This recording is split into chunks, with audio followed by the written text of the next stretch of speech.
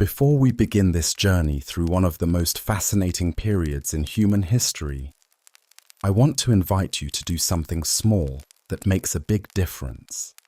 Please take a moment to like this video and subscribe to the channel. It helps us grow and bring you even more relaxing, informative content like this. And while you're here, I'd love to know, where in the world are you listening from? And what time is it there right now? Drop it in the comments. It's always amazing to see how far this community reaches. Now, let's take a deep breath, settle in, and drift into the past. Before we immerse ourselves in the heart of the Renaissance, the art, the science, the dazzling rebirth of culture, it's essential to understand the world that came before it. The Renaissance did not begin in a vacuum. It was born from centuries of struggle, transformation, and quiet shifts beneath the surface of medieval life. This is where our story begins. In the twilight of the Middle Ages, where the seeds of the Renaissance were already being quietly sown, by the early 1300s, much of Europe was locked in a rhythm dictated by feudal lords, religious orthodoxy, and agrarian routines. It was a time of rigid hierarchies, of kings and serfs, knights and clergy. Life for most was deeply local and shaped by the church, which provided both spiritual guidance and temporal power. Latin was the language of scholars and sermons, but for the vast majority of people, literacy was rare. The world seemed changeless, timeless, and eternal. But below the surface, things were shifting.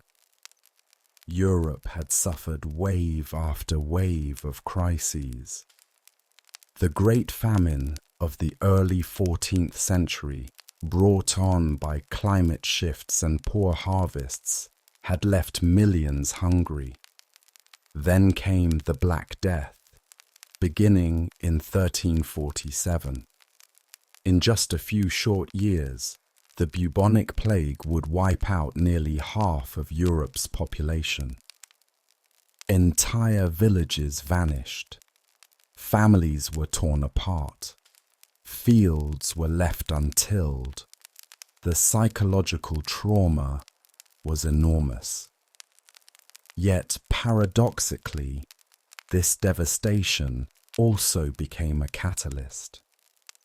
Labor shortages empowered the surviving workers, giving them leverage to demand better wages and conditions. The tight grip of feudalism began to loosen. Urban centers, once stagnant, started to grow. Merchants and artisans gained influence. Trade routes became more important than ever. And in this space between destruction and opportunity, something new began to stir. Across the Mediterranean, the Islamic world had preserved and even expanded upon the knowledge of the ancients. While Europe had endured centuries of instability, scholars in Baghdad, Cairo, and Cordoba had translated, studied, and elaborated on the works of Aristotle, Galen, and Ptolemy. They developed advanced mathematics, pioneered medical practices, and refined philosophical thought. Much of this knowledge found its way into Europe through Spain and Sicily, slowly filtering into the minds of curious scholars. In Byzantium, too, ancient Greek manuscripts had been safeguarded. When Constantinople fell to the Ottoman Turks in 1453, Many Greek-speaking scholars fled westward, bringing their texts and traditions with them. They came to Italy, where the hunger for rediscovery was already taking root. At the same time, trade between East and West was flourishing. Italian city-states, Venice, Genoa, Florence, grew wealthy on commerce. Merchants returned not just with spices and silk, but with stories, ideas, and books. A new class of elites emerged, not bound by land, but by wealth. And many of them, like the Medici family of Florence, found themselves drawn to the beauty and wisdom of the classical past. This fascination wasn't merely academic, it was deeply emotional. The ruins of Rome dotted the landscape. Ancient statues and inscriptions were everywhere. People began to ask, who were we before the Dark Ages? What did we forget? What could we become again? From these questions emerged the core spirit of the Renaissance, a revival of classical learning, a belief in the dignity of man, and a passionate desire to explore, create, and understand. This was not just a movement of artists and scholars. It was a cultural shift, a reawakening of the European mind. The term Renaissance, meaning rebirth, would only come later. But the people living through it already sensed they were on the edge of something extraordinary. Nowhere was this more evident than in Italy, and no city more vividly captured the early Renaissance spirit than Florence. Florence in the 14th century was a paradox. It was a republic, but also dominated by wealthy families. It was a place of constant political intrigue, yet also of profound artistic vision. Above all, it was a city of ideas, and it was here, among its narrow streets and bustling marketplaces, that the Renaissance would first take full shape. In the next part of our journey, we'll walk through those Florentine streets. We'll meet the Medici, the patrons who made art and knowledge their legacy, and we'll follow the earliest artists and architects who dared to look back at antiquity, not to copy it, but to transform it. Close your eyes now and imagine standing in the shadow of the Duomo, the great cathedral of Florence. The bells are tolling, the market buzzes with voices, and above it all, the whisper of something new is in the air. Not quite a revolution, but a rebirth. To walk through Florence during the 15th century was to walk through a city being reborn. On every corner, buildings rose not merely for utility, but for beauty. Domes, columns, and arches evoked ancient Rome, yet something about them felt entirely new. The city's spirit was tangible, not just in its architecture or its art, but in its ambition. Florence believed it was destined for greatness, and it had the patrons, the thinkers, and the artists to make that belief real. Central to Florence's cultural explosion was the Medici family. They began not as nobles, but as bankers. Their wealth came from skill, strategy, and a willingness to take risks. But the Medici did not hoard their riches in silence. They spent it lavishly, strategically, and often with vision. Their patronage of the arts was not only a statement of prestige, but also a kind of cultural investment. They believed in ideas, and they believed that Florence could be the birthplace of something eternal. Cosimo de' Medici, the family's patriarch during the early Renaissance, was especially influential. Though he avoided political titles, Cosimo controlled Florence's politics through quiet power. More importantly, he surrounded himself with thinkers, artists, and architects. His library, filled with Greek and Roman texts, became a meeting place for scholars. He supported the translation of Plato and Aristotle. He funded churches, chapels, and academies. To Cosimo, culture was not a luxury. It was the foundation of civilization. One of Cosimo's greatest projects was the support of Filippo Brunelleschi, an architect whose boldness would reshape Florence's skyline. The Cathedral of Santa Maria del Fiore, the great Florence cathedral, had stood incomplete for years. Its vast base called for a dome that no engineer had dared to attempt. It would need to span over 140 feet across. No wooden scaffolding could support such a weight. No one knew how to build it. No one except Brunelleschi.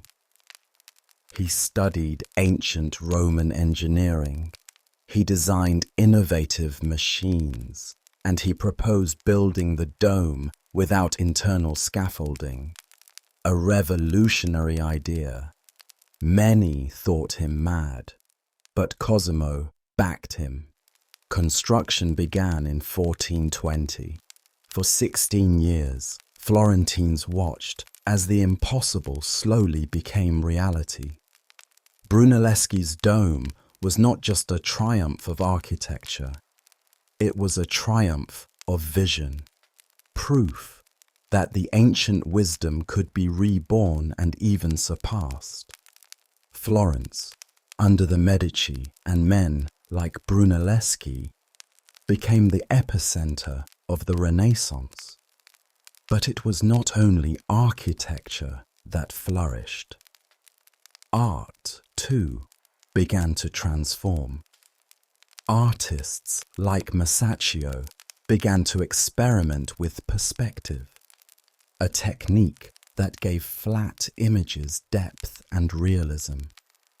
He painted figures with weight, with expression, with shadow and light that danced across skin and stone. This was a radical departure from the more symbolic, flat style of medieval art. Masaccio wasn't merely illustrating biblical stories. He was bringing them to life. Meanwhile, Donatello revolutionized sculpture. His bronze statue of David, young, contemplative, almost androgynous, stood in stark contrast to the heroic depictions of old. Donatello's David was the first freestanding nude male sculpture made since antiquity. It was a bold reclaiming of the human form, not in shame, but in celebration. All of this, the dome, the frescoes, the sculptures, was underpinned by a new philosophy, humanism. Humanism placed the human being at the center of thought. It did not reject religion, but it emphasized the capacity of humans to reason, to create, to seek truth through experience and inquiry. Humanists studied classical texts, not to worship the past, but to learn from it. to recover lost knowledge, to improve the present. Humanist scholars like Marsilio Ficino and Leonardo Bruni believed that humanity had dignity, intelligence, and purpose. They saw value in literature, history, ethics, and rhetoric, in the tools of the mind as well as the soul. Ficino, a priest and philosopher, translated Plato into Latin and believed that divine truth could be glimpsed through beauty and contemplation. To him, the soul was drawn upward by the beautiful. Art, then, was not merely decoration, it was a path to the divine. This was the Renaissance mind, rooted in the past, yet reaching for the future, grounded in faith, yet unafraid of reason, devoted to tradition, yet eager to innovate. As the 15th century advanced, Florence became a beacon that drew talent from across Italy and beyond. Painters, sculptors, architects, poets, philosophers, all converged on the city that dared to reimagine civilization. But the Renaissance was not meant to stay confined to Florence. Soon, its light would spread across Italy, to Rome, to Milan, to Venice, and eventually beyond the Alps. In our next chapter, we will follow that light as it ignites minds across the continent. We will witness the rise of Leonardo da Vinci, a man whose curiosity seemed limitless, and the brilliance of Michelangelo, whose chisel captured the very soul of marble. Their stories, along with the stories of the popes, kings, and cities that shaped them, await. As the Renaissance moved forward, it began to take on new forms, richer, deeper, more complex. And in the late 15th century, no figure embodied its boundless curiosity and creative energy more than Leonardo da Vinci. Born in 1452 in the small Tuscan town of Vinci, Leonardo was the illegitimate son of a notary and a peasant woman. From a young age, he showed a keen eye and an insatiable fascination with the world around him. He entered an apprenticeship with the renowned artist Andrea del Verrocchio in Florence, where he quickly surpassed even his master's skill. But painting alone could not contain Leonardo's mind. His interests ranged far and wide: anatomy, engineering, architecture, botany, music, mathematics, and flight. To understand Leonardo is to understand the Renaissance ideal of the uomo universale, the universal man. He didn't see disciplines as separate. He saw a universe filled with patterns, harmony, and natural laws waiting to be discovered. And he believed that observation was the key to understanding them. His notebooks, filled with sketches and mirror-written notes, reveal the workings of a mind decades, perhaps centuries, ahead of its time. He dissected corpses to study the human body with a precision unmatched until modern times. He designed flying machines inspired by the anatomy of birds. He sketched early versions of tanks, bridges, gears, and water-lifting devices. Yet, many of these inventions were never built. For Leonardo, the act of exploration was often more important than the result. As a painter, Leonardo's works are few but profound. The Last Supper, painted on the wall of a monastery in Milan, captures the moment Jesus reveals that one of his disciples will betray him. The painting is a study in emotion, movement, and symbolism. The figures are arranged not statically, but dynamically, as though frozen in a single dramatic second. The vanishing point leads directly to Christ's head, an architectural and narrative anchor. Then, of course, there is the Mona Lisa. Housed today in the Louvre Museum, this painting is perhaps the most iconic portrait in history. But why? It's not the size. It's not the subject. It is the gaze, the mysterious smile, the subtle play of light and shadow, the depth of atmosphere.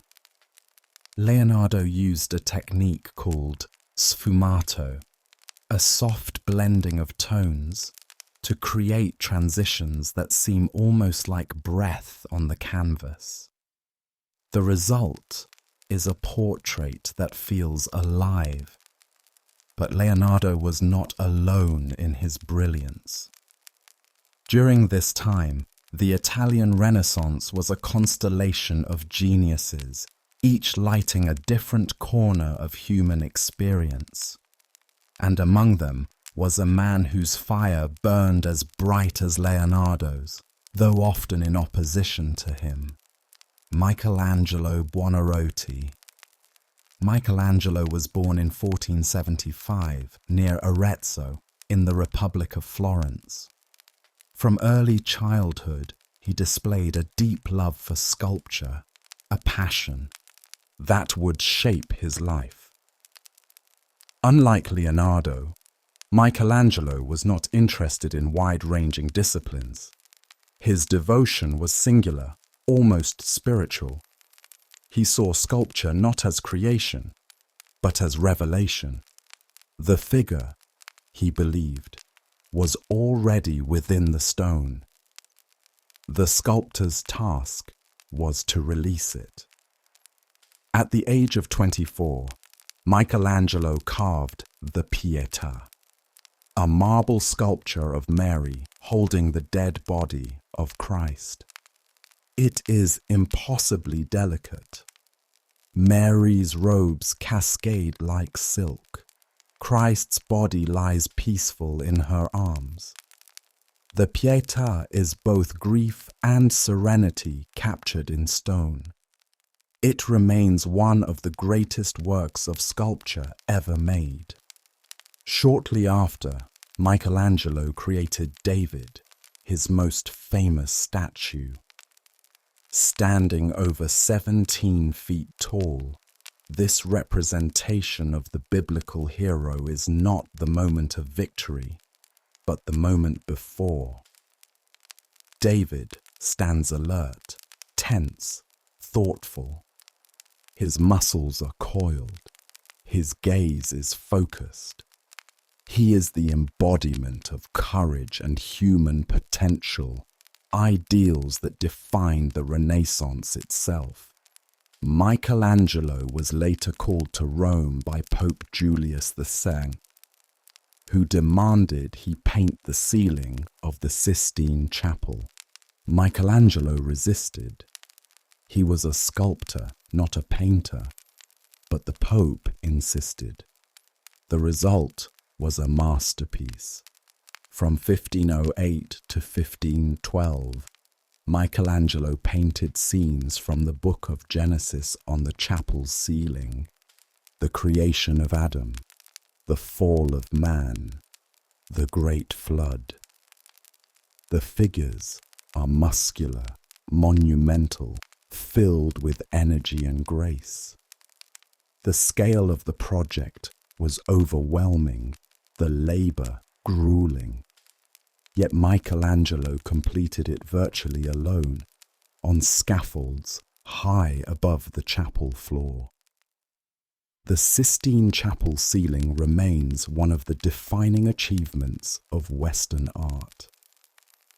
Leonardo and Michelangelo, two very different men, two very different minds, both reached toward the same goal: to understand and express the grandeur of human existence, one through inquiry and experiment, the other through intensity and faith. Their legacies would define the Renaissance high period, a time when art, science, and philosophy reached astonishing heights. And while they sometimes competed, they shared something profound, a belief that humanity was capable of greatness. In our next chapter, we will turn to Rome, the eternal city, and explore how popes, artists, and architects remade it into a stage for divine glory. The Renaissance was moving beyond Florence. It was becoming a movement that would reshape not just cities, but all of Europe. Leonardo's time in Milan under the patronage of Ludovico Sforza was one of his most productive periods. There, he not only painted the Last Supper, but also worked on architectural plans, military designs, theatrical sets, and hydraulic systems. He became known as Il Pittore Ingegnere, the painter-engineer. What made Leonardo extraordinary was not just his breadth of interests, but the connections he found between them. For him, the human body was a machine. A city was an organism. A painting was a study in optics and geometry. Nature was a puzzle he longed to understand. Yet, despite his brilliance, Leonardo often struggled with completion. Many of his projects were left unfinished, not out of laziness, but because he was constantly revising, rethinking, improving. He once said, "Art is never finished, only abandoned." His mind raced ahead of his time, often too advanced for the materials or understanding of the era. But in that restlessness lay the spirit of discovery that defined the Renaissance. Michelangelo, in contrast, was resolute. Where Leonardo drifted, Michelangelo dug deep. Where Leonardo sketched endless possibilities, Michelangelo carved finalities. Their personalities clashed when they crossed paths. Leonardo saw Michelangelo as brooding and narrow, while Michelangelo found Leonardo arrogant and aimless. Still, history needed them both. They represented the twin poles of Renaissance genius, the universal thinker and the divine craftsman. Michelangelo's later works continued to astonish. After completing the Sistine Chapel ceiling, he returned to sculpture, working on the tomb of Pope Julius II and creating the haunting Moses, with its muscular tension and coiled energy. In his old age, he was again called to the Sistine Chapel, not to paint, but to create the Last Judgment on the altar wall. The work is vast, chaotic, full of drama and terror. It speaks not of rebirth, but of reckoning. In it, we see Michelangelo wrestling not just with art, but with God, death, and eternity. During the same period, Raphael, another towering figure, was also at work in Rome. Though younger than Leonardo and Michelangelo, Raphael absorbed their innovations and softened them with grace and harmony. His frescoes in the Vatican, especially the School of Athens, depict a gathering of the greatest thinkers in history: Plato and Aristotle, Pythagoras and Euclid, engaged in reasoned debate under classical arches.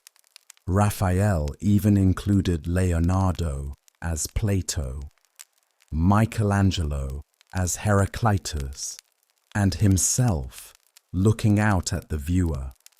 It was a portrait of the Renaissance itself, a celebration of learning, dialogue, and human possibility. Rome, under papal patronage, had become a new epicenter of the Renaissance. Popes like Julius II and Leo X poured wealth into rebuilding the city, commissioning churches, palaces, and public spaces. Ancient ruins were not just preserved, they were echoed, studied, and reinterpreted. The Renaissance love of antiquity reached its grandest expression in Roman architecture, culminating in the rebuilding of St. Peter's Basilica, a project that spanned generations and involved nearly every major artist of the era. This was the High Renaissance, a time when art and architecture did not merely imitate life, but aimed to elevate it. Proportions, perspective, balance, and symbolism were all used to express ideal beauty and spiritual truth. The goal was not just to depict the world, but to perfect it. Yet even as the Renaissance reached these towering heights, the world was beginning to change. New ideas were taking shape. Challenges to tradition, both scientific and religious, were on the horizon. In the next part of our journey, we will explore the Renaissance beyond Italy. We will travel north to the cities of Flanders and Germany, to England and France, where humanism took new forms and great minds like Erasmus, Dürer, and Thomas More left their mark. The Renaissance was becoming a European phenomenon, reshaped by culture, language, and belief.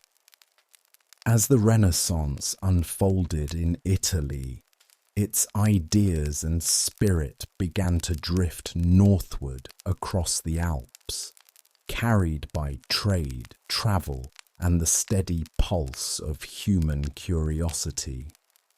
But when it arrived in the cities of Northern Europe, places like Bruges, Antwerp, Nuremberg, and London, it encountered a different culture, a different climate, and a different set of priorities. In Italy, the Renaissance had been driven by a rediscovery of classical antiquity, a celebration of proportion, harmony, and the potential of man. In the North, these themes were filtered through the lens of Christian piety, Gothic tradition, and the complexities of a colder, more introspective world. The result was something familiar yet distinct: the Northern Renaissance. While Italian artists studied ideal forms, Northern artists examined the texture of life. They looked closely, painfully closely, at their subjects. They painted not gods and myths, but ordinary people, with wrinkles, scars, and glistening eyes. Their canvases were not filled with marble halls and sun-drenched gardens, but with cluttered workshops, candle-lit studies, and peasant kitchens.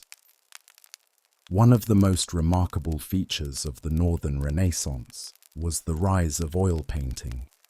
While Italians painted in fresco and tempera, Northern artists perfected the use of oil on panel, a medium that allowed for deeper colors, subtle layering, and a luminous finish. This technical innovation opened a new world of visual expression. Among its earliest masters was Jan van Eyck, a Flemish painter who combined meticulous detail with spiritual depth. His Arnolfini portrait, painted in 1434, is a quiet masterpiece. A wealthy merchant and his wife stand in a domestic interior, surrounded by objects, a mirror, a dog, a chandelier, that each hold layers of meaning. The painting is a document, a puzzle, and a meditation all at once. It exemplifies the Northern Renaissance's love for symbolism and realism. Other artists followed. Rogier van der Weyden painted emotion with raw power, capturing sorrow and reverence in scenes of crucifixion and lamentation. Hieronymus Bosch, more fantastical, filled his panels with bizarre creatures and moral allegories, images that seem to pour directly from dreams or nightmares. His garden of earthly delights is at once a celebration of life's pleasures and a warning against excess. It is beautiful, grotesque, and unforgettable. In Germany, Albrecht Dürer stood at the crossroads of North and South. Born in Nuremberg in 1471, Dürer travelled to Italy and brought back its techniques and ideas, but he fused them with German precision and introspection. Dürer's engravings, works like Melancholia Wan and Night, Death and the Devil, explored themes of morality, knowledge, and the burden of genius. His self-portraits, too, are iconic, revealing a man deeply aware of his role as both artist and thinker. Beyond the visual arts, the Northern Renaissance also flourished in literature and scholarship. One of its brightest lights was Desiderius Erasmus of Rotterdam. A priest and humanist, Erasmus believed in the power of education, reason, and reform. He edited new translations of the Bible and wrote In Praise of Folly, a biting satire that critiqued the corruption and superstition within the church. Erasmus's approach to reform was gentle. He hoped to change minds through dialogue and learning, but not all reformers were so patient. In 1517, a German monk named Martin Luther nailed his 95 Theses to the door of Wittenberg's church, challenging the church's sale of indulgences and calling for a return to spiritual authenticity. What began as a theological debate quickly exploded into the Protestant Reformation, a movement that would fracture the unity of Western Christianity and alter the course of European history. The Renaissance and the Reformation were not the same, but they were deeply intertwined. Both challenged authority. Both emphasized the power of the individual, and both relied on the written word to spread their ideas. The invention of the printing press by Johannes Gutenberg in the mid-15th century was perhaps the most transformative event of the age. Books, once copied by hand and limited to monasteries and elites, could now be mass-produced. Knowledge spread like fire. Luther's theses, Erasmus's works, scientific treatises, and classical texts all could reach a wider audience than ever before. The world was opening. In England, the Renaissance took root later, but flowered brilliantly. Figures like Sir Thomas More, who wrote Utopia, and William Shakespeare, whose plays explored the full spectrum of human experience, brought Renaissance themes to the English-speaking world. More's Utopia envisioned a society guided by reason and equality, while Shakespeare delved into ambition, love, madness, and fate. The Northern Renaissance was more than a reflection of Italy's achievements. It was a parallel awakening, less about glory, more about truth, less about perfection, more about complexity. It captured the spirit of its people and its lands, thoughtful, devout, and searching. As the 16th century progressed, Europe stood at a crossroads. Old certainties were crumbling. The map was being redrawn, and on the horizon loomed new continents, new stars, and new questions. The Renaissance was not limited to art and literature. It also fostered a profound transformation in how people understood the natural world and their place within it. This intellectual shift laid the groundwork for the scientific revolution and the age of exploration, two of the most consequential developments in European and global history. One of the most significant figures in the scientific transformation of the Renaissance was Nicholas Copernicus. Born in 1473 in Royal Prussia, a region under the Polish crown, Copernicus studied astronomy, mathematics, and medicine in various European universities.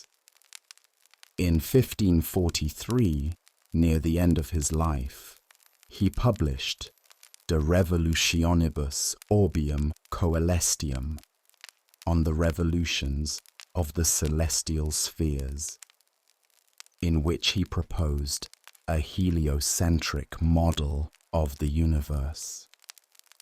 This model placed the sun, not the earth, at the center of the cosmos, directly challenging the Ptolemaic system that had dominated Western astronomy for over 1,000 years. Copernicus's ideas, while not immediately accepted, marked a turning point. They introduced the possibility that the Earth was not the fixed center of creation, but one of several planets orbiting the Sun. This concept radically altered the intellectual framework of the time, challenging theological, philosophical, and scientific assumptions.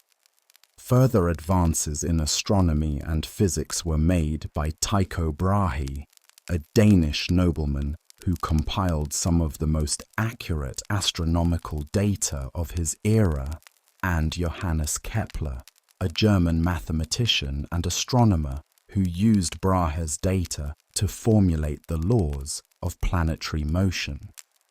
Kepler demonstrated that planets move in elliptical orbits and that their speed varies depending on their distance from the Sun, refining and extending the heliocentric theory.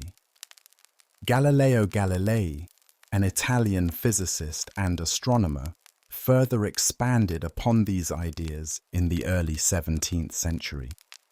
Using a telescope he constructed and improved himself, Galileo observed the moons of Jupiter, the phases of Venus, and the irregular surface of the Moon. These observations provided empirical support for the Copernican model, and challenged the Aristotelian view of the heavens as perfect and unchanging. Galileo's work laid the foundations of modern physics and the scientific method, emphasizing observation, experimentation, and mathematics as tools for understanding nature. In addition to astronomy, Renaissance thinkers made significant progress in anatomy and medicine. Andreas Vesalius, a Flemish anatomist, published De Humani Corporis Fabrica, On the Fabric of the Human Body, in 1543, the same year as Copernicus's heliocentric model. Vesalius's work was based on direct dissection of human cadavers and corrected numerous errors in Galenic anatomy that had persisted for centuries. His illustrations, precise and detailed, represented a new standard in scientific visualization and medical education. The Renaissance also saw major developments in engineering and mechanics. Leonardo da Vinci, while primarily known for his art, designed numerous machines and mechanical devices, many of which were never built in his lifetime, but anticipated later technological advances. These included designs for helicopters, tanks, hydraulic pumps, and bridges. Leonardo's notebooks demonstrate the integration of scientific inquiry with artistic and technical skill, emblematic of the Renaissance mindset. In parallel with these scientific breakthroughs, European exploration of the globe accelerated. Fueled by curiosity, economic ambition, and religious motivations, explorers set out to map previously uncharted parts of the world. The age of exploration was made possible in part by advances in navigation, cartography, and shipbuilding, all of which were influenced by Renaissance science. Portugal led the early phases of exploration, with Prince Henry the Navigator establishing a school of navigation and sponsoring expeditions along the coast of Africa. Bartolomeo Diaz rounded the Cape of Good Hope in 1488, and Vasco da Gama reached India by sea in 1498, opening direct trade routes between Europe and Asia. Spain followed closely behind. In 1492, Christopher Columbus, sailing under the Spanish flag, crossed the Atlantic Ocean and reached the Caribbean. Although he believed he had found a new route to Asia, his voyage instead revealed a previously unknown continent to Europeans. Over the next decades, Spanish explorers and conquistadors, including Hernán Cortés and Francisco Pizarro, expanded European influence into the Americas, initiating a period of conquest, colonization, and cultural exchange that had profound effects on both the Old and New Worlds. These voyages dramatically expanded the geographical horizon of Europeans and introduced them to new peoples, animals, plants, and environments. They also facilitated the global circulation of goods, ideas, and diseases, a process known as the Columbian Exchange. While this exchange brought wealth and knowledge to Europe, it also resulted in the displacement and decimation of indigenous populations through warfare, enslavement, and epidemic disease. The Renaissance had thus expanded far beyond the borders of Italy and the bounds of traditional academic disciplines. It inspired a new way of thinking about the universe, the body, and the earth itself. It transformed Europe from a continent looking inward to one increasingly engaged with the world around it.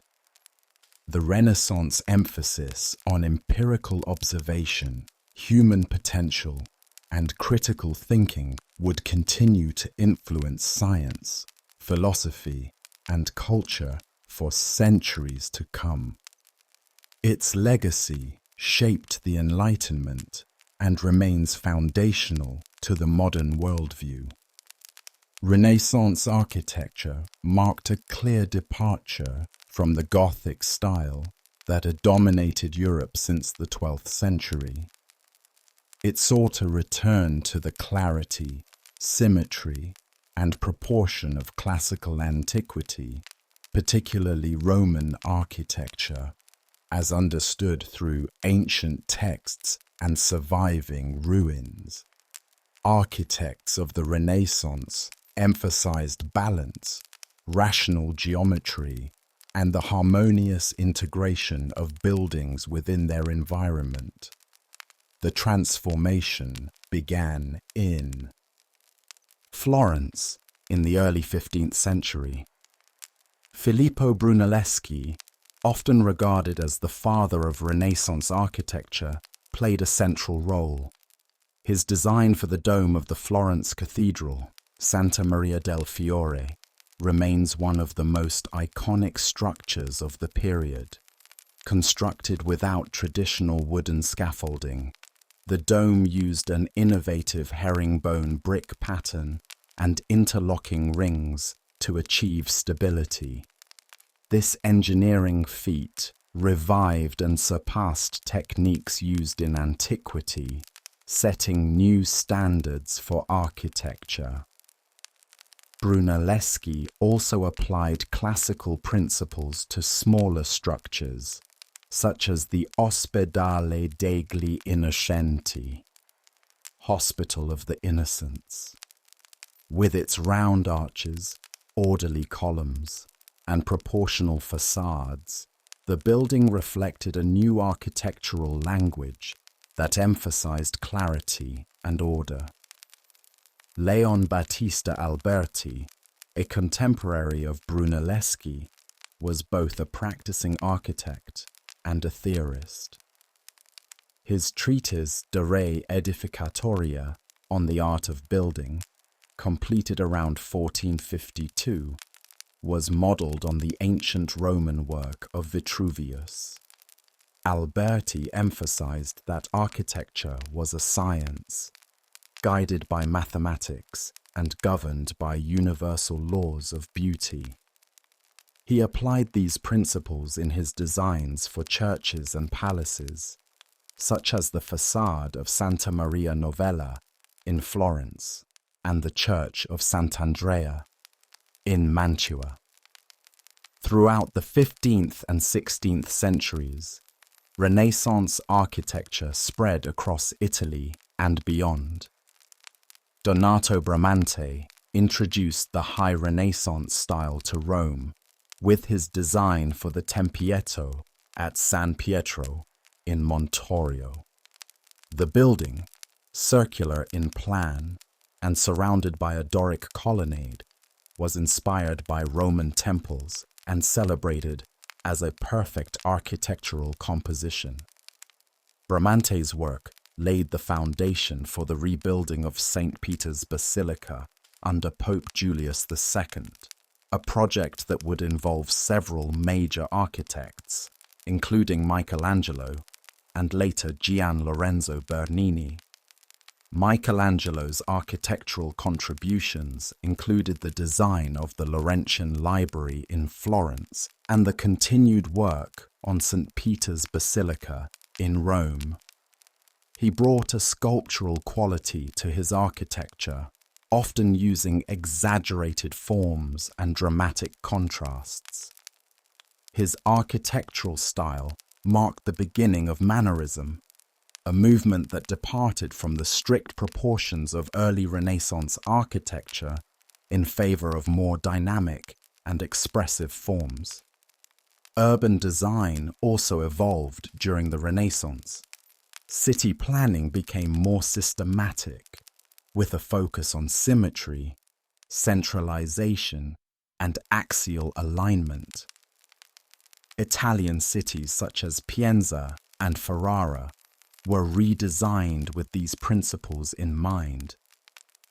Architects and planners used geometric layouts to organize public spaces, reflecting the belief that rational order in the city mirrored the ideal order of the universe.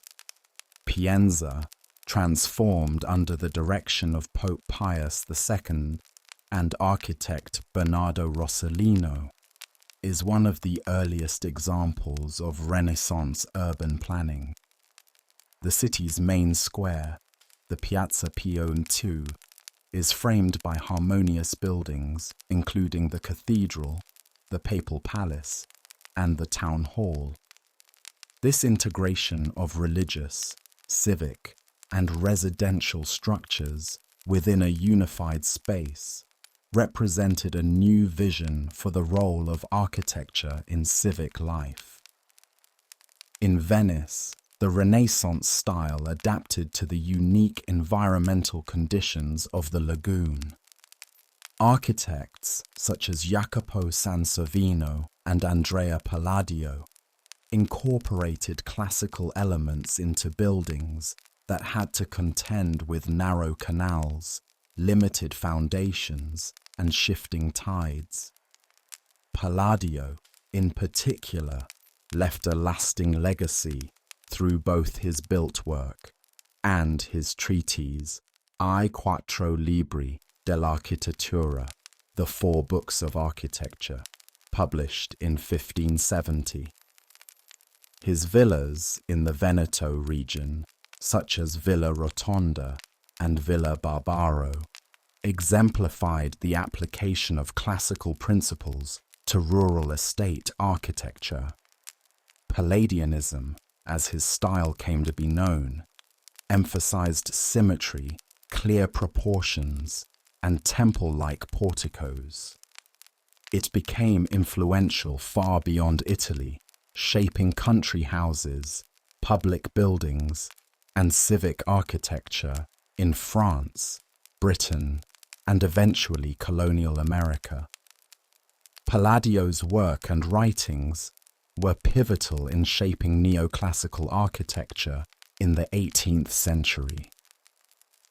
The influence of Renaissance architecture extended into religious and civic structures across Europe. In France, the Château de Chambord blended medieval castle features with classical elements, while in England, the work of architects like Inigo Jones introduced Palladian ideals to English court architecture. Jones's banqueting house in London, built in the early 17th century, marked a clear shift away from Gothic tradition toward classical regularity. In addition to buildings, Renaissance architects contributed to the design of public spaces, fortifications, and infrastructure. The concept of the ideal city, perfectly ordered, symmetrical, and enclosed within geometric walls, was explored in both theory and practice. Though few ideal cities were fully realized, designs like those by Antonio di Pietro Averlino, known as Filarete, reflected a growing interest in controlling space for political, aesthetic, and hygienic purposes. Renaissance architecture did not simply recreate the forms of antiquity, it reinterpreted them, applying classical ideas to contemporary needs and technologies. Through the revival of Vitruvian principles, the invention of new structural methods, and the expansion of architectural theory, the Renaissance transformed the built environment of Europe. The architectural developments of the Renaissance extended well beyond the core regions of Italy and Western Europe. As trade networks expanded and European influence reached new territories, Renaissance styles began to influence buildings and cityscapes across Eastern Europe, the Iberian Peninsula, and eventually into colonial settlements abroad. In Eastern Europe, particularly in Poland, Hungary, and Bohemia, Renaissance architecture was introduced by Italian architects, invited by royal courts and wealthy patrons. In Poland, cities like Kraków and Zamość contain well-preserved examples of Renaissance urban design and ornamentation. The Wawel Castle in Kraków features a Renaissance courtyard designed by Italian architects, blending Gothic structure with classical detailing. Zamość, founded in the late 16th century by Chancellor Jan Zamoyski and designed by Italian architect Bernardo Morando, is considered one of the best examples of a planned Renaissance city in Eastern Europe. It included a grid-like layout, arcaded townhouses, and civic buildings placed symmetrically around a central square, following Italian urban planning models. In Spain and Portugal, Renaissance architecture blended with local Gothic and Islamic styles, resulting in hybrid forms. The Spanish Plateresque style, named for its resemblance to detailed silverwork, combined Renaissance motifs such as columns, pilasters, and classical entablatures with dense ornamentation and vertical Gothic elements. Examples include the facade of the University of Salamanca and parts of the Royal Monastery of San Lorenzo de El Escorial, a monumental complex built under King Philip II. In Portugal, the Manueline style integrated maritime themes and Renaissance features into a late Gothic framework. Structures like the Jerónimos Monastery in Lisbon showcase sculptural decoration that incorporates ropes, coral, armillary spheres, and other seafaring symbols. These elements celebrated Portugal's role in global exploration while embracing Renaissance aesthetics. The transmission of Renaissance architecture to the Americas occurred primarily through Spanish and Portuguese colonization. In Mexico, Peru, and Brazil, early colonial buildings, particularly churches and administrative centers, were constructed using Renaissance design principles adapted to local materials and labor systems. The Metropolitan Cathedral in Mexico City, begun in the late 16th century, contains Renaissance, Baroque, and neoclassical elements, reflecting the evolving architectural influences over time. In South America, cities such as Lima and Cusco were laid out following Renaissance urban planning ideals with central plazas, grid street systems, and prominent cathedrals. These cities were designed to project European authority and religious presence in the New World. Despite the imposition of European architecture, indigenous artisans often participated in the construction, infusing the buildings with local motifs and hybrid aesthetics. Renaissance architectural treatises, especially those by Vitruvius, Alberti, and Palladio, became foundational texts not only for architects in Europe, but also for those working in colonial settings. These works were translated, disseminated, and used as templates for buildings in regions as diverse as Scandinavia, the Balkans, and colonial North America. Palladio's influence, in particular, extended into the design of plantation houses and public buildings in the 18th century United States, where his style was associated with Republican ideals and Enlightenment rationalism. Renaissance architecture also affected military design.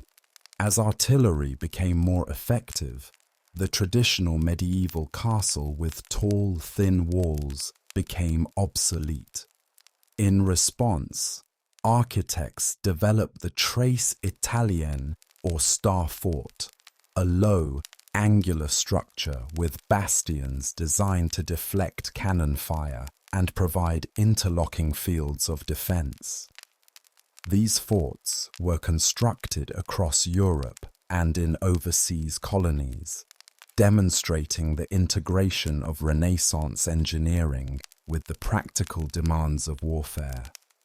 Academic institutions benefited from Renaissance architectural developments as well. Universities such as the University of Coimbra in Portugal and the Collegio Romano in Italy received new buildings designed with classical proportions and humanist ideals in mind. These structures emphasized order, light, and accessibility, reflecting the belief that education should be a rational and public pursuit. The Renaissance architectural legacy is evident today in city centers, churches, universities, and public buildings across Europe and former colonial territories. Its impact extended beyond aesthetics, influencing concepts of space, proportion, and the relationship between the individual and the built environment. The influence of Renaissance architecture was not limited to monumental buildings and city plans. It also extended into residential design, transforming how domestic space was conceived and constructed. Prior to the Renaissance, homes, particularly those of the elite, often followed medieval models that emphasized fortification, with small windows, thick walls, and austere interiors.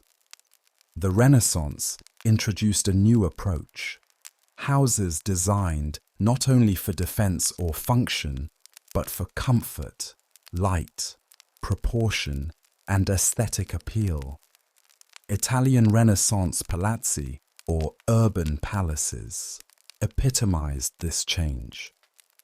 These multi-story residences were typically organized around a central courtyard and featured harmonious facades with rows of evenly spaced windows, classical orders, and cornices. Architects such as Michelangelo and Giuliano da Sangallo created palazzi for prominent families like the Medici and the Rucellai, blending classical inspiration with urban practicality. The Palazzo Rucellai in Florence, designed by Leon Battista Alberti, was one of the first private residences to apply classical architectural orders to a domestic structure.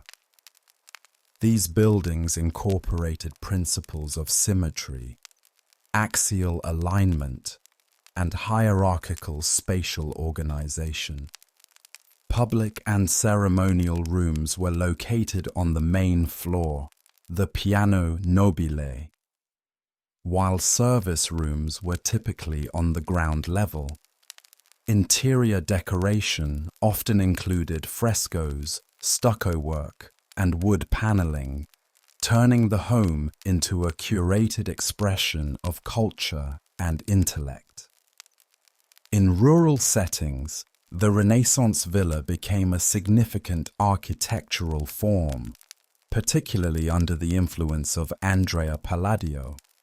Palladian villas, constructed throughout the Veneto region, were designed as retreats from urban life, but also as working farms integrated into the landscape. Palladio's designs, such as Villa Rotonda and Villa Emo, balanced utility and beauty with symmetrical layouts, temple front porticos, and centralized plans that reflected both classical ideals and contemporary needs. The integration of the villa with its surrounding environment marked a philosophical shift toward harmony between man-made structures and nature. Gardens were laid out according to geometric principles, featuring terraces, fountains, and sightlines that extended into the landscape. These spaces were not merely decorative. They were intended as places for contemplation, study, and leisure. Extensions of the Renaissance belief in the educative and moral value of beautiful surroundings. Public architecture also reflected changing notions of civic identity and pride. Town halls, libraries, and loggias were designed with attention to symmetry, visibility, and classical ornamentation, often located in prominent urban spaces, to signify the power and dignity of municipal government. The Palazzo Pubblico in Siena, although predating the Renaissance, was updated in spirit through surrounding developments like the Loggia dei Mercanti and civic palaces in cities such as Bologna and Verona. Renaissance influence reached into infrastructure as well. Bridges, aqueducts, and public fountains were built or renovated to reflect the era's emphasis on utility combined with aesthetic refinement. The Ponte Santa Trinita in Florence, reconstructed in the 1560s, featured elliptical arches and elegant detailing, demonstrating how engineering could serve both function and visual beauty. The Renaissance redefined the role of the architect. In the medieval world, builders were often anonymous craftsmen. In the Renaissance, architects became known as intellectual figures, designers who blended art, science, and philosophy. They were increasingly educated in mathematics, geometry, and classical texts, often engaging with clients, patrons, and scholars as equals. The profession became formalized, and architectural theory emerged as a discipline in its own right. This professionalization was exemplified by architects like Sebastiano Serlio and Giacomo Barozzi da Vignola, who produced influential architectural manuals. These texts disseminated Renaissance architectural principles to a broader audience, enabling architects across Europe to apply consistent rules of proportion, columnar orders, and decorative motifs. Vignola's Regola degli Cinque Ordini d'Architettura, Rule of the Five Orders of Architecture, published in 1562, became a standard reference for classical design well into the modern era. The architectural legacy of the Renaissance continued to evolve in later movements, including Mannerism and Baroque, but its core values, clarity, harmony, human scale, and reference to antiquity, remained influential. Renaissance architecture established a new visual language that shaped the built environment of Europe and its colonies for centuries. While art and architecture gave visible shape to the Renaissance, its intellectual core lay in literature and philosophy. Central to this intellectual revival was humanism, a cultural and educational movement rooted in the study of classical antiquity. Humanism emphasized the value of human beings, the importance of critical thinking, and the study of the humanities. Grammar, rhetoric, poetry, history, and moral philosophy.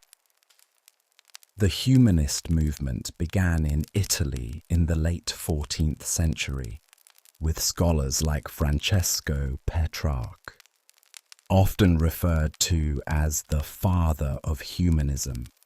Petrarch sought to revive the literary and ethical standards of ancient Rome. He collected Latin manuscripts, wrote elegant prose and poetry in the classical style, and promoted the idea that a cultivated mind could lead to a virtuous life. His sonnets, written in the vernacular Italian, also contributed to the evolution of Renaissance literature by demonstrating the expressive power of the native language. Following Petrarch, humanist scholars such as Giovanni Boccaccio, Coluccio Salutati, and Leonardo Bruni continued to recover, translate, and interpret ancient texts. Boccaccio's Decameron, written in the mid-14th century, was a collection of 100 tales told by a group of young people fleeing the Black Death. It offered a vivid portrait of medieval society, blending humor, tragedy, and insight into human behavior. Bruni, meanwhile, authored a new style of history that emphasized human agency and secular development over divine intervention. Humanism also changed the goals and methods of education. The medieval university had focused on scholastic logic and theology, but Renaissance humanists advocated for a broader curriculum that included literature, ethics, and civic engagement. This new model of education, often called Studia Humanitatis, aimed to create well-rounded individuals capable of contributing to public life. Schools and academies founded on humanist principles trained future leaders, diplomats, and scholars across Europe. One of the most influential figures in Renaissance philosophy was Marsilio Ficino. A Florentine priest and scholar, Ficino translated the works of Plato into Latin and promoted a form of Neoplatonism that blended Christian theology with Platonic metaphysics. Ficino's writings emphasized the immortality of the soul, the role of divine love, and the belief that beauty was a reflection of the divine order. His ideas deeply influenced artists, writers, and thinkers, including Botticelli and Pico della Mirandola.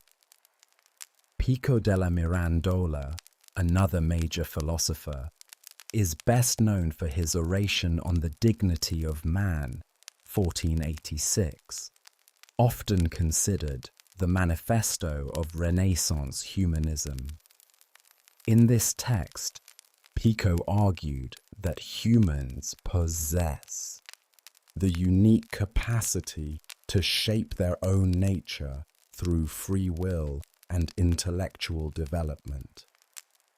He drew on a wide range of sources, including Greek philosophy, Christian theology, and Jewish mysticism, to present a universal vision of human potential.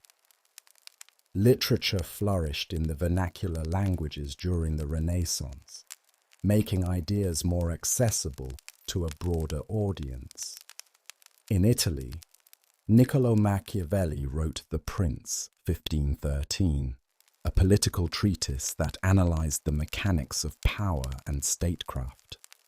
Unlike earlier political theory grounded in moral or religious ideals, Machiavelli's work was pragmatic and often amoral. He famously argued that a ruler should be feared rather than loved if he could not be both, and that the ends often justified the means. Though controversial, The Prince became a foundational text in modern political theory.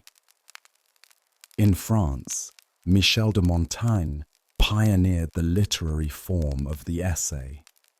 His essays, first published in 1580, explored a wide range of topics: customs, friendship, education, death, through personal reflection and skepticism. Montaigne emphasized doubt, tolerance, and the limits of human knowledge. His introspective style and philosophical depth made a lasting impact on modern literature and thought. In Spain, Miguel de Cervantes published Don Quixote, 1605 and 1615, widely regarded as the first modern novel. The story follows a deluded nobleman who believes himself to be a knight-errant, challenging the world with outdated ideals.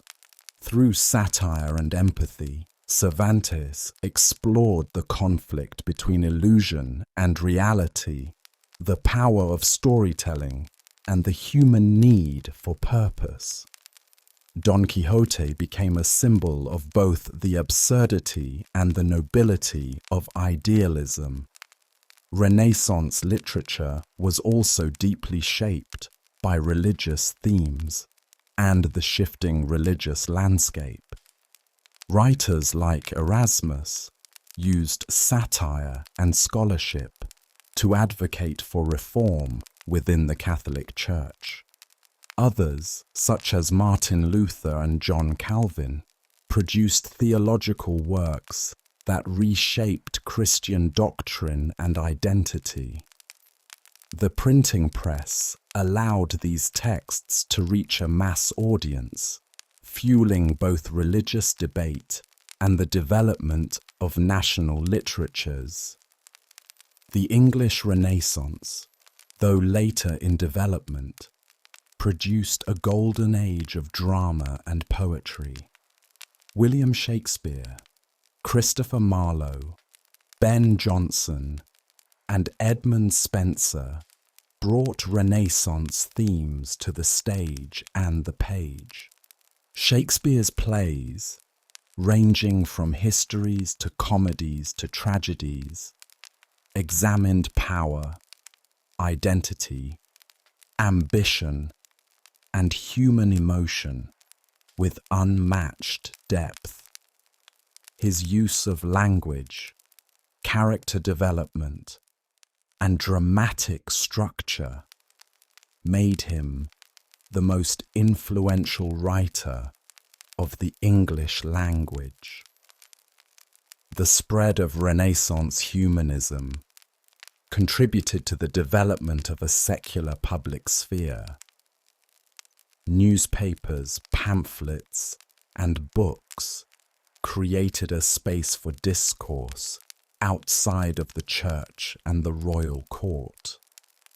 Intellectuals debated science, ethics, law, and philosophy in salons, academies, and universities.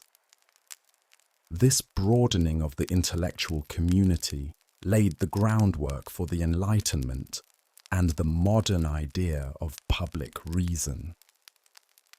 The Renaissance not only transformed how people thought, painted, and built, it also reshaped the way they listened. Music, long a part of religious and court life, underwent profound evolution during the Renaissance.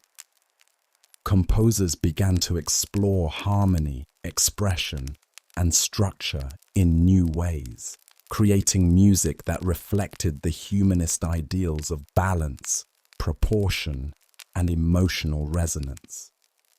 One of the most significant developments in Renaissance music was the increased use of polyphony, the simultaneous combination of two or more melodic lines. This style reached new heights of sophistication during the 15th and 16th centuries, especially in sacred music. Composers like Guillaume Dufay, Johannes Ockeghem, and Josquin des Prez pioneered complex vocal compositions that wove together independent melodies into harmonious textures. Dufay, active in the early 15th century, helped bridge the Gothic and Renaissance musical worlds. He introduced secular rhythms and melodic ideas into liturgical music, contributing to a more accessible and emotionally engaging style. Ockeghem extended the boundaries of polyphonic structure, crafting dense and intricate compositions that tested the limits of vocal technique. Josquin des Prez, often considered the greatest composer of the High Renaissance, combined clarity, emotional depth, and technical mastery. His motets and masses balance structure and expression, emphasizing text intelligibility and melodic elegance. His music was widely published and imitated across Europe, making him a central figure in the international Renaissance music scene. Sacred music remained dominant, particularly within the Catholic Church. The Mass and the motet were key forms, often composed for multiple vocal parts and performed by trained choirs. However, the Protestant Reformation also influenced musical development. Martin Luther encouraged congregational singing and the use of the vernacular in church music. This led to the development of chorales, simple, tuneful hymns that could be sung by an entire congregation. Secular music gained popularity during the Renaissance, particularly in courts and urban centers. The madrigal emerged as one of the most important secular vocal genres. Originating in Italy in the 16th century, the madrigals set poetic texts, often about love or nature, to expressive music. Composers like Claudio Monteverdi, Luca Marenzio, and Carlo Gesualdo pushed the boundaries of harmony and word painting, using dissonance and chromaticism to enhance emotional impact. Monteverdi's later madrigals demonstrated a shift from the polyphonic ideal toward a new style of composition that emphasized a single melodic line supported by harmonies, a precursor to the Baroque. Gesualdo, a nobleman and composer, became known for his daring harmonic experimentation and highly expressive, often intense madrigals that stood apart from his contemporaries. Instrumental music also evolved significantly. While much Renaissance music was vocal, composers increasingly wrote for instruments alone. Dance music, such as pavanes, galliards, and alamandes, became popular in courts and social gatherings. These pieces were typically composed for ensembles of lutes, viols, recorders, and keyboard instruments. The lute became one of the most iconic instruments of the Renaissance. Portable and expressive, it was used for both solo and ensemble performances. Composers like John Dowland in England and Francesco da Milano in Italy created lute music of remarkable technical and emotional complexity. The virginal, a type of small harpsichord, was also widely used, especially in domestic settings, where music making became a common leisure activity among the educated classes.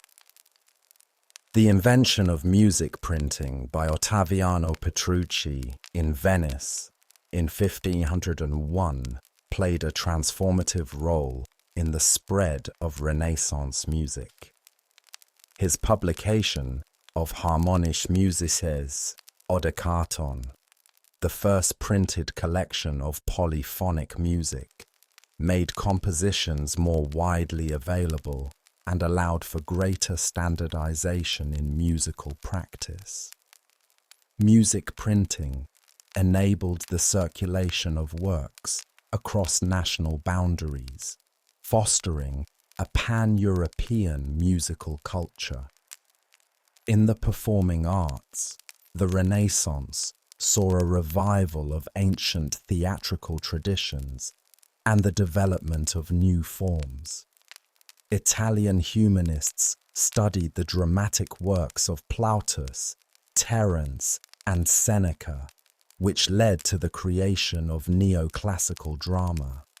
These plays emphasized the unities of time, place, and action, and often included moral or political themes. The Italian commedia erudita, learned comedy, was written in Latin or the vernacular and performed by amateur actors in academic or court settings. At the same time, a more popular form of theatre, commedia dell'arte, emerged. This genre featured stock characters such as Harlequin, Pantalone, and Colombina, and relied heavily on improvisation, physical comedy, and masks. Commedia dell'arte troupes travelled across Europe, influencing theatrical traditions in France, Spain, and England. In England, the late Renaissance gave rise to one of the greatest periods of theatrical achievement. Public theatres like the Globe and the Rose brought drama to a broad audience. Playwrights used blank verse, iambic pentameter, and complex characterization to elevate the medium. Shakespeare's works, in particular, displayed a deep understanding of human psychology, political dynamics, and linguistic play. Renaissance theatre often integrated music and dance, creating performances that were multi-sensory and collaborative. Court masks, especially popular in England and France, combined poetry, music, set design, and choreography to celebrate royal events or allegorical themes. These performances served both as entertainment and as displays of state power and cultural sophistication. The intersection of music, literature, and performance during the Renaissance reflected broader cultural shifts. The period's emphasis on harmony, balance, and human experience found expression in artistic forms designed to move, educate, and delight audiences. The legacy of Renaissance music and performance was profound. It established musical forms and techniques that would shape Western music for centuries, laid the groundwork for opera and the Baroque, and cultivated a new appreciation for artistic experience as a central aspect of human life. The Renaissance also witnessed the development of music theory and pedagogy as integral disciplines. Theorists such as Gioseffo Zarlino played a crucial role in formalizing the musical language of the time. Zarlino's treatise, Le Istituzioni Harmoniche, the Harmonic Institutions, published in 1558, laid out rules for counterpoint, tuning, and harmony that deeply influenced later composers and theorists. His work codified the practices of the time and established theoretical frameworks that would guide Western music for generations. Musicians and composers of the Renaissance benefited from increasingly structured systems of musical training. Cathedral schools, court chapels, and universities served as centers of musical education. Choir boys were taught sight reading, composition, and vocal technique from an early age, creating a pipeline of highly skilled musicians who would populate Europe's religious and secular musical institutions. The chapel became a central institution for musical innovation, particularly in royal courts and ecclesiastical settings. The papal chapel in Rome and the Burgundian and Habsburg courts employed some of the most accomplished composers and singers in Europe. These chapels served not only liturgical functions, but also acted as laboratories for musical experimentation and performance excellence. In Venice, the Basilica of San Marco became a hub for a distinctive style of polychoral music. Composers like Adrian Willaert and Giovanni Gabrieli developed techniques for spatially separated choirs, creating a stereophonic effect that enhanced the grandeur of sacred music. This Venetian polychoral style marked a transition from Renaissance to Baroque and showcased the architectural, musical synergy characteristic of the period. Instrumental consorts, ensembles of instruments from the same family such as viols or recorders, became common in courtly settings.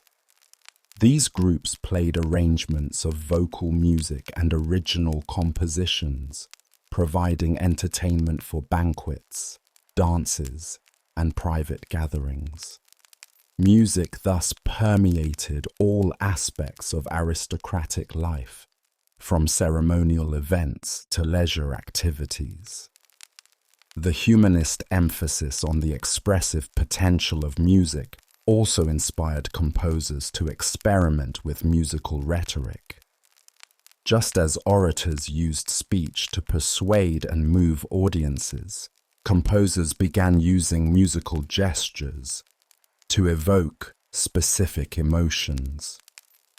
This rhetorical approach anticipated the Baroque doctrine of the affections and underscored the Renaissance belief in music's moral and psychological power.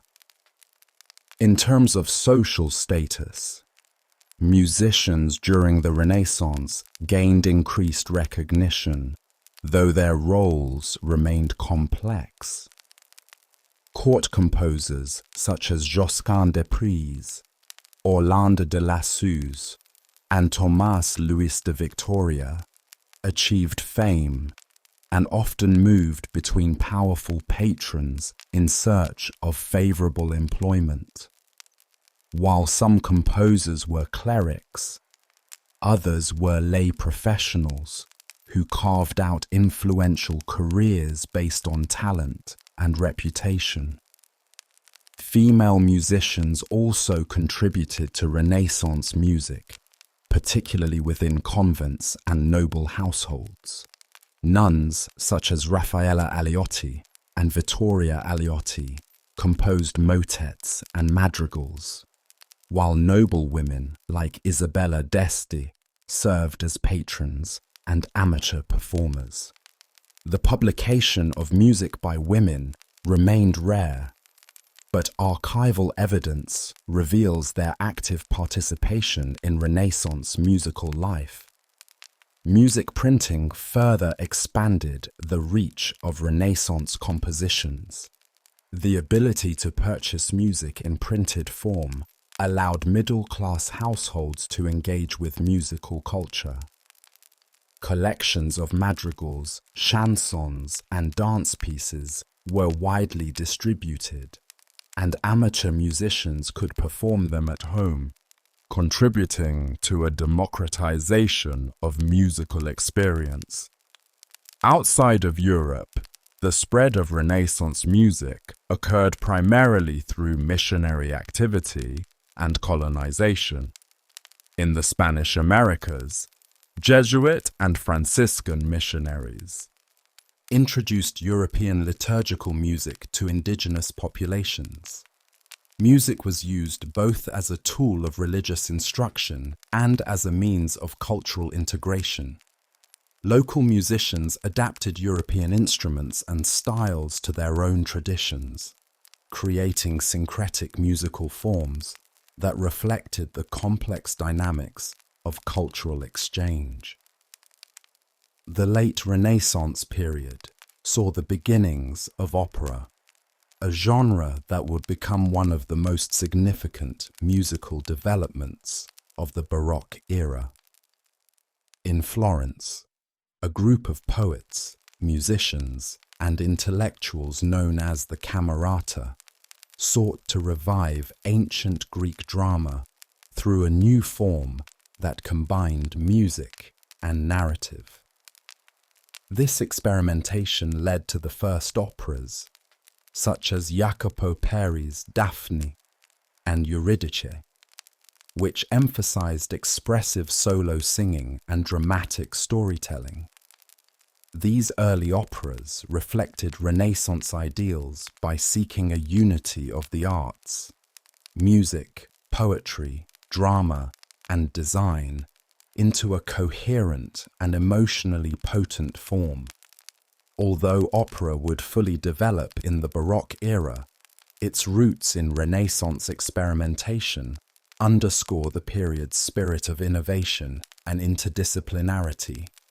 In sum, Renaissance music was characterized by technical advancement, stylistic diversity, and increasing social significance.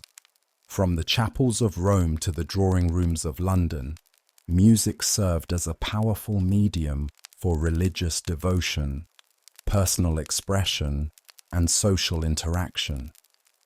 It embodied the Renaissance pursuit of harmony, both in sound and in society. Religion played a central role in shaping the Renaissance experience. While the movement is often celebrated for its embrace of humanism, secularism, and classical revival, these developments did not exist in opposition to religion.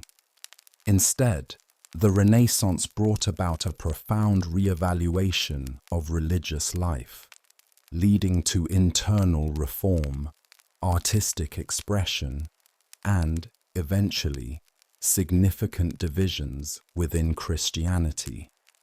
The Roman Catholic Church remained the dominant religious institution throughout Europe during the early Renaissance. It was a major patron of the arts, commissioning works from artists such as Michelangelo, Raphael, and Leonardo da Vinci. Churches and chapels were adorned with frescoes, sculptures, and altarpieces that aimed to inspire awe and communicate theological ideas visually. Religious themes continued to dominate the subject matter of visual and musical works, even as stylistic approaches evolved. One of the major religious developments of the Renaissance was the rise of Christian humanism. This intellectual movement combined classical learning with a deep commitment to spiritual renewal. Christian humanists believed that the study of the Bible and the Church Fathers, informed by philological precision and historical context, could lead to moral reform and a return to authentic Christianity. Desiderius Erasmus of Rotterdam was the foremost representative of Christian humanism. A priest and scholar, Erasmus emphasized the importance of inner piety over ritual, education over superstition, and ethical living over doctrinal rigidity. His Greek and Latin editions of the New Testament, published in 1516, set a new standard for biblical scholarship and laid the groundwork for future theological debates. Erasmus's critiques of church corruption and his calls for reform resonated with many, but his approach was moderate. He opposed the idea of schism and maintained loyalty to the Catholic Church, advocating for reform from within. His writings, especially In Praise of Folly and the Handbook of the Christian Knight, circulated widely and influenced both laypeople and clergy. Despite these reformist currents, the Catholic Church faced growing criticism over its practices and authority. By the early 16th century, issues such as the sale of indulgences, clerical immorality, and the accumulation of wealth had generated widespread dissatisfaction. These tensions culminated in the Protestant Reformation, a movement that profoundly altered the religious landscape of Europe. Martin Luther, a German monk and theologian, became the central figure of the Reformation. In 1517, he famously posted his 95 Theses on the door of the castle church in Wittenberg, challenging the sale of indulgences and calling for a return to scriptural authority. Luther emphasized sola scriptura, scripture alone, and sola fide, faith alone, as the foundations of Christian belief.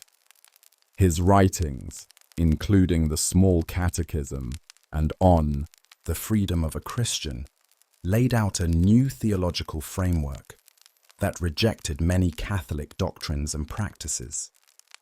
The printing press played a crucial role in the rapid spread of Luther's ideas. Pamphlets, sermons, and translations of the Bible were disseminated across Europe, reaching audiences that had previously been excluded from theological debate. Luther's German translation of the Bible, completed in the 1520s, allowed laypeople to read scripture in their own language, further empowering religious individualism. Other reformers emerged, including Huldrych Zwingli in Zurich and John Calvin in Geneva. Calvin developed a systematic theology that emphasized divine sovereignty, predestination, and a disciplined, community-oriented church structure. His Institutes of the Christian Religion became a foundational text for Reformed theology and influenced Protestant communities throughout Europe and beyond.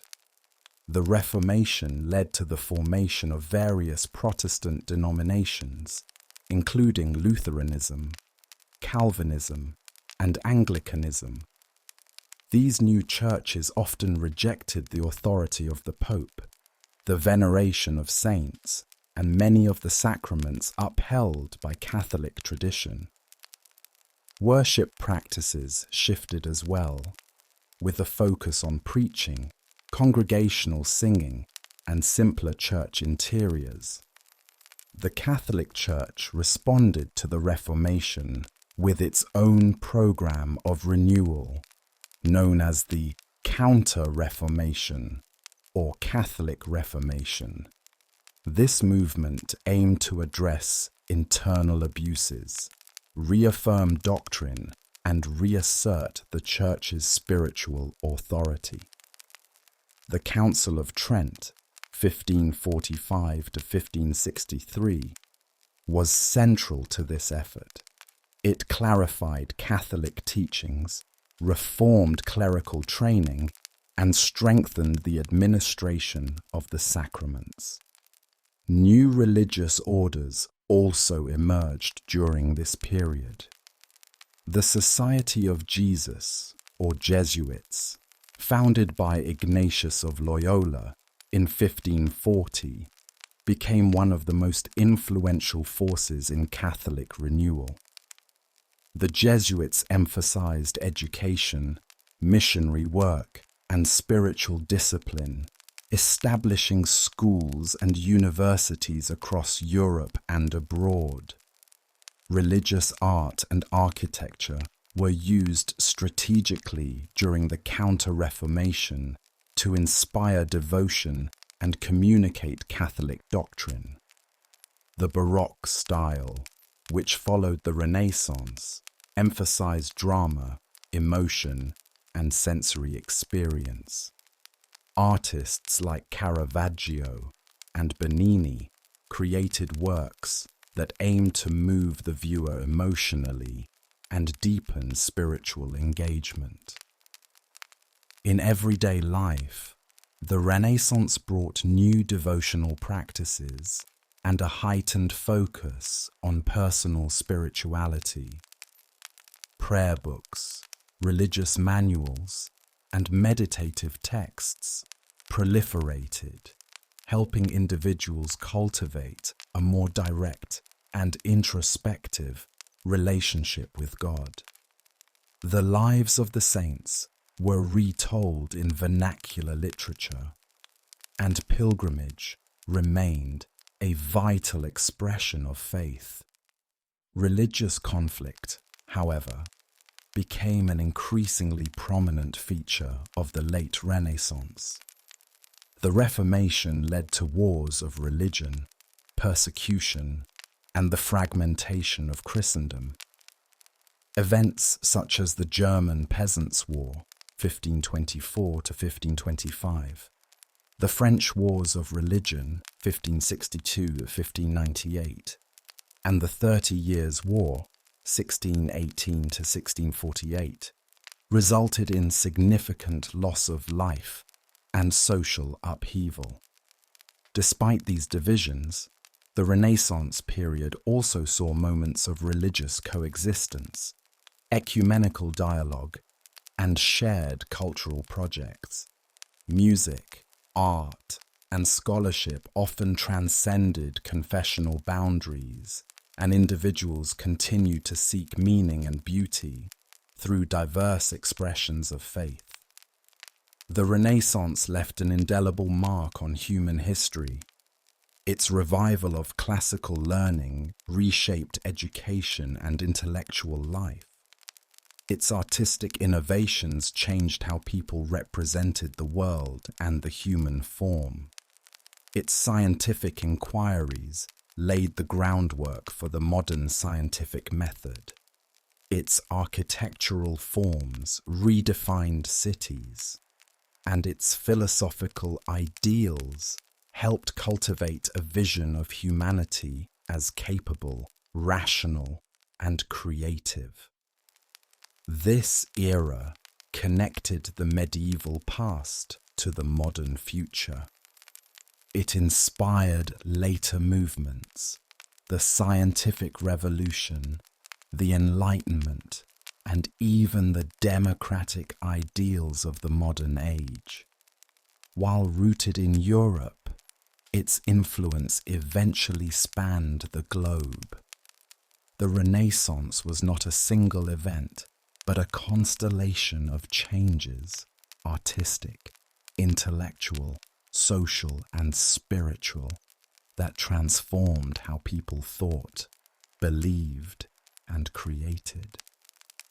Its spirit of curiosity, innovation, and respect for human potential continues to inspire today.